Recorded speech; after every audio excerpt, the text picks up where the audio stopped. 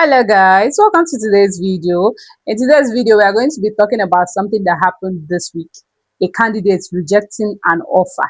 And I, as a recruiter, I perfectly understood why. And in this case, everything went well with this candidate. I was so sure, 100% that this candidate was going to accept this offer at some point. But then the candidate rejected this offer. You will be wondering, is it that the interview was bad? Was it that the company was bad? Was it that there were things that happened during the interview that did not sit well with this person? But I'm telling you right now, nothing like that happened. The interview went well. We had a good conversation with this candidate. Everything was going very well. There were different stages of interview, mind you, and this candidate appeared for every stage of the interview until we got to the point where we had to offer this candidate an offer later. The offer later came. Some At some point, some recruiters will feel like, okay, at this point, once the offer has been made, the role has been closed, I'll collect my commission. But then it doesn't always happen like that. It doesn't always happen like that. Some candidates will surprise you. And the truth is that if you look into it properly as a recruiter too, you understand where they are coming from and you understand why they did that. So why exactly are candidates rejecting offers? Now let me tell you, or let me bring about this scenario. If this is your first time hopping into this channel, my name is Cynthia. I'm a real life recruiter. I do things pertaining to recruitment, job offers, CV reviews, everything that just has to do with job. So I'm here to give you real life insights and guide you on things that can help you in your career path so you grow and so you get a better job. That's why I'm here. So if that's something that interests you, do not forget to hit that subscribe button down there. Hit that subscribe button so you join the family. All right. I made an offer to a candidate this week. I don't want to mention her name, but I was tempted to mention her name at some point. But then let's move ahead. So I made an offer to a candidate this week that we are in. I made this offer to a candidate. I was like, okay, congratulations. The client wants to take you. You got the job and everything. She was like, oh, that's so nice. That's very nice. So she took in the offer letter. She went through it. She reviewed it. She was actually employed at that point. Then she started asking questions because the truth is, after interviews, when offers are made, that's the point where candidates start asking themselves questions. Is this even better than what I'm doing right now? Are you sure I'm not leaving my job because of my manager? Are you sure this is even the right fit for me? Are you sure I should even be here? Is there really something that they said in this interview that might implicate me, or did I say anything? That's the point where candidates start asking questions. That's the funny thing. Some candidates don't get to ask themselves questions during the interview process. Some of them, they just move with the vibe. They're like, okay, let us just hop into the interview. Let's see how it goes. And they keep going and going and going until offer is made. By the time offer is made, they start thinking, they start analyzing. And then me as a recruiter, I'm there like, why are you doing this to me? I'm there wondering why this is happening. You got to the final stage. Why not just accept the offer and then we move ahead? No. This particular candidate I made an offer to. I After I made an offer to her, she was working, so she had to start analyzing if the offer is better than what she earns. She had to start checking if the transportation and everything was okay for her. Then after doing the whole analysis for her, she felt like no, she cannot come to, because the job was asking her to come into the office 4 times in a week. She said no, she can't do 4 times. She wanted to do 3 times in a week. So I said, okay, I communicated with the client. I told the client, okay, the candidate wants to accept the offer, but look at what they are looking at. They want to come into the office just 3 times in a week. All right. So the client went through the offer and said, okay, that's fine with them, that the candidates can actually come into the office 3 times a week and then work from home twice a week. That's 5 times in a week.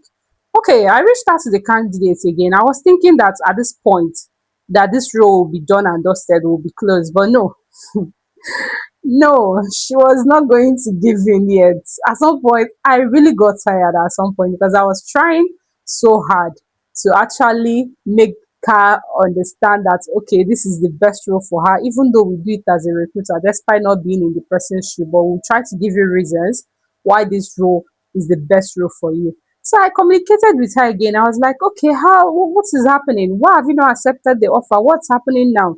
At some point, when I started communicating with her again, she ghosted me. The candidate just ghosted me. She didn't reply me. I called and called because I was hoping this role would be closed, so I'll just collect my commission and I'll just move ahead. And then I started calling this candidate over and over and over, and this candidate kept ghosting me. No replies. I will send her mails, no reply. I will send her WhatsApp messages, no reply. I will even call her, no reply. Nothing was working until at some point one day she called me. She was like, "Oh, so sorry. I'm sorry, Cynthia. I'm so sorry for no reply. I was busy and all that." We recruiters, we've received a lot of excuses, so we know when you're making up an excuse for something. So I knew something was wrong with that offer, but I just needed to get it out of her. I needed her to tell me what was it that she actually did not want, or what was it that was not going well with her. So at some point, she came in for a physical interview with the client. She went in for a physical interview with the client. I wasn't there present. I really don't know what happened during that period. But she came back and she was telling me that she's scared. I was like, okay, tell me what's the problem? What are you scared of? Said she's scared that there's something about the job that just scares her because she's working, she's thinking, is this job even better than the one I do currently? Are you sure this is something I should accept? Are you sure the salary was better? I was like, okay, tell me if there is a specific thing. The salary actually was obviously better than what she was earning. The salary was better than what she was earning, like 30% better than what she was earning. Then I'm like, okay, the salary is better. Is it that the location was too far? She said, since it's three times, it's not the location.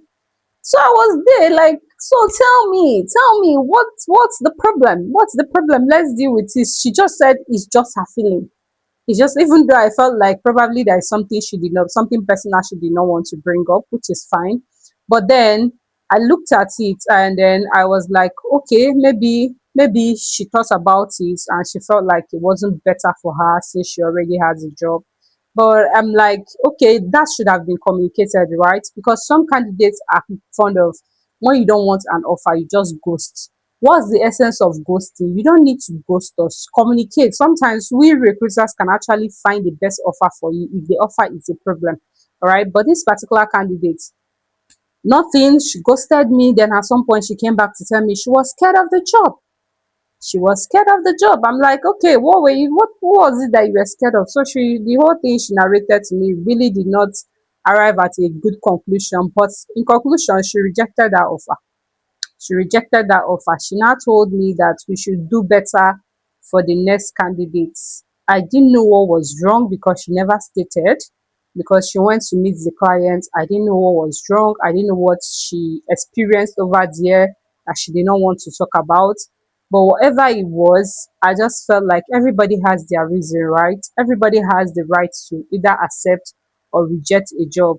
All right. I've also heard a situation because my friend called me one time and my friend was telling me one thing about his colleague. So he was telling me that his colleague got a new job. He was so excited because they were close, that he was so excited about the whole thing. So they were having fun, and the salary was obviously more. Some of you would think once the salary is more, a person just leaves the job. No, the person was like, the salary was more. So by the time the person went to communicate with their parents, to tell their parents they got an engineering job in an engineering company, that the pay was better, there was accommodation, there was a lot of things were coming, there were a lot of packages that came with it. And the person just has a job that they are doing with no package, just startup entry level role. Then the person only rejected the job because the parents said no, that he had an uncle that actually died from working in a chemically polluted place, that the chemicals, after the inhaling the chemical for days, the fact that they were working there, they were going there, they inhaled the chemical for days. That's how they came back. And they went to the hospital and they found out that the toxic chemicals that the uncle was inhaling was the problem. So that's how they actually, the uncle later died. In conclusion, the uncle died. So because of that, the parents said no, he shouldn't take up the job, and that's how he rejected the job. So what am I saying? There are a lot of reasons why people reject jobs. Sometimes it's not about the salary package, it's not about what it comes with. Some people, when they get a job offer, they start thinking, oh, is the salary better? Even if the salary is better, the days I will spend or the distance I will cover How am I going to spend on transport? The flexibility, am I going to be flexible enough? Is it going to give me time for other things?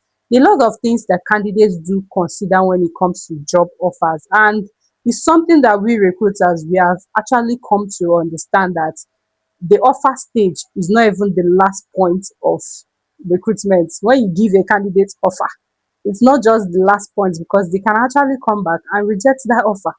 They can come back and tell you that no, we don't want this. It's not aligning with us. Something happened along the way. Some people can go ahead and tell you that somebody said they should not take it. Somebody said they should not take it. So what am I saying in conclusion now? I'm saying that when you get a job offer as a candidate, when you get a job offer, analyze, check if that's going to give you flexibility. If the transport looks like it's more, check the location. If you transport to the location and come back, will you still have extra money? Check how much will be left if you do your transportation and how much you're earning currently if you have a job. Check that and check which option works best for you. If you're leaving a company because of your manager, because you hate your manager, ask yourself, what if you get to the new company and hate your manager? Will you also leave because you hate the manager again? There are a lot of questions you need to answer before signing that offer letter. So make sure that all your unanswered questions are answered. We can wait for at least some days for you to think and get back to us. Just be sure that this is what you want to do. Analyze every offer properly. And we recruiters, we can't force you. We can actually try to persuade you into accepting the offer. Yes, we do persuasion too in recruitment. There is literally nothing we don't do in recruitment. Recruitment is vast.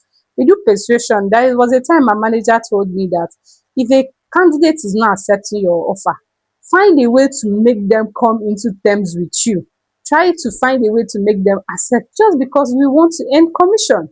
Do you understand? So most times it's not about what people say or what recruiters are saying or what the hiring person is saying. Sometimes it's more about what you want.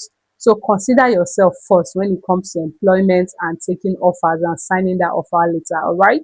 So if this video is something that interests you and is something that you want to hear more about, you want to hear gist from a recruiter's perspective, you want to hear what we have to tell you, hit that subscribe button, like the video. If you cannot comment, like. We are okay as long as you like and subscribe, so that YouTube will know that this is actually a very educative something, or a very educative video, so they can push it to other people, so other people can benefit from this knowledge. All right.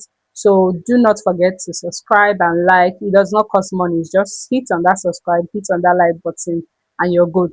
And that will push this will push the video more to other people. All right.